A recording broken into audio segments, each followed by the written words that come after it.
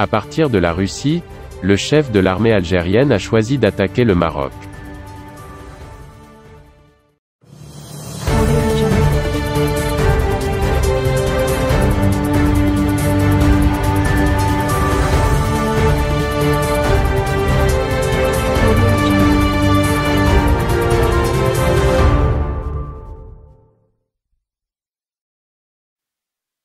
Alors qu'il assistait à Moscou à une conférence sur la sécurité internationale, le patron de l'armée algérienne, le général Saïd Changria, a accusé le Maroc de menacer la paix dans la région maghrébine et a distillé son venin à propos de ce qu'il appelle la dernière colonie en Afrique. Le chef d'état-major de l'armée algérienne, le sénile général Saïd Changria, vient d'assister, à Moscou, à la 9e conférence sur la sécurité internationale, organisée par le ministère russe de la Défense, les 23 et 24 juin dernier. Il est à constater de prime abord que tous les pays participants à cette conférence étaient représentés par les ministres de la Défense ou leurs adjoints. À de très rares exceptions dont l'Algérie, où ni un représentant de la présidence algérienne, détentrice du portefeuille de la Défense, ni le secrétaire général de ce ministère, le général-major Mohamed Salah Bambicha, n'ont dirigé la délégation algérienne. En raison d'enjeux hautement stratégiques, comme les affaires d'achat d'armement militaire et autres commissions qui vont avec, Changria a attiré toute la couverture médiatique sur lui.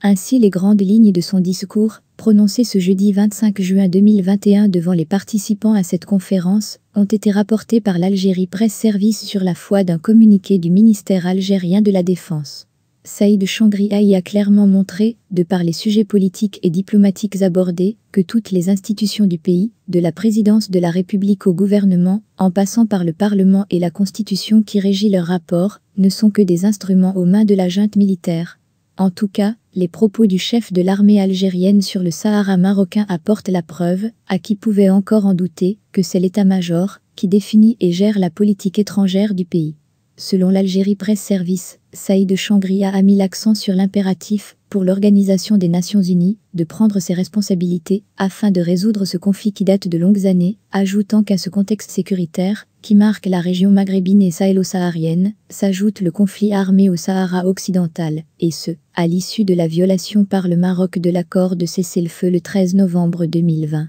Il a également exigé la désignation d'un représentant spécial du secrétaire général de l'Organisation des Nations Unies pour le Sahara, alors qu'il est de notoriété publique que c'est l'Algérie qui bloque cette désignation, dans l'espoir d'avoir un candidat taillé sur mesure. Le général, âgé de 76 ans et souffrant de plusieurs maladies, dont une incontinence urinaire, a donné la mesure de la haine de la junte au pouvoir envers le Maroc, en récitant les éléments de langage installés par Ouari Boumediene. Le Sahara occidental constitue la dernière colonie en Afrique, et son peuple aspire à exercer librement son droit à l'autodétermination. À ce titre, j'ai à maintes fois souligné que les agissements du colonisateur visant à annexer avec force les territoires sahraouis, tout en faisant fi du concept de respect des droits de l'homme dans les territoires occupés, sont incompatibles avec la charte de l'Organisation des Nations Unies et l'acte constitutif de l'Union africaine, dont la République arabe sahraoui démocratique est un membre fondateur, a-t-il affirmé. Un média proche des généraux n'a pas hésité à qualifier cette intervention de sévère mise en garde du général Saïd Changria au Maroc à partir de Moscou.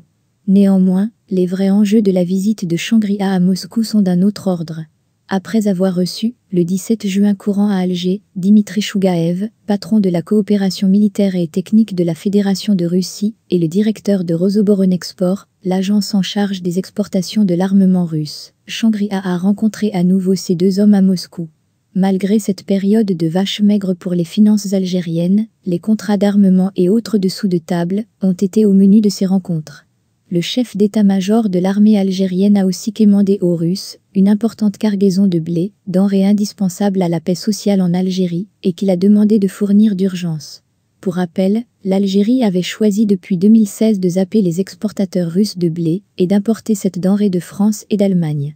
Mais le récent scandale au port d'Oran et la découverte de 2 porcs morts, dans une cargaison de blé en provenance de France, ont mis en exergue les graves dysfonctionnements dans ce secteur. D'ailleurs, cette situation a conduit au limogeage de l'ancienne équipe, qui dirigeait l'agence algérienne en charge des importations de céréales, et à la perte d'une cargaison de quelques 27 000 tonnes de blé tendre. Ce qui a eu pour conséquence de faire exploser le prix de la farine dans certaines wilayas de l'ouest du pays. Le fournisseur français de blé a finalement été placé sur une liste noire, selon le ministre algérien de l'Agriculture, Abdelhamid Andani, et c'est la Russie qui est désormais sollicitée. Aux dernières nouvelles, une cargaison de 28 000 tonnes de blé est actuellement en cours de convoyage par train vers un port de la mer Noire, en attendant son envoi vers l'Algérie. La sortie de Shangri-La à partir de Moscou contre le Maroc résonne aussi, comme une pitoyable supplication d'un parapluie russe au moment où l'Algérie traverse une crise multiforme, finances en berne, réserve de change dilapidée, président illégitime et qui dérape à volonté, élections sans public, pénurie très inquiétante de l'eau qui est désormais rationnée au compte-gouttes à Alger, diplomatie aphone, hausse vertigineuse des prix des produits de première nécessité, exacerbation des différences identitaires qui menacent sérieusement l'unité du pays.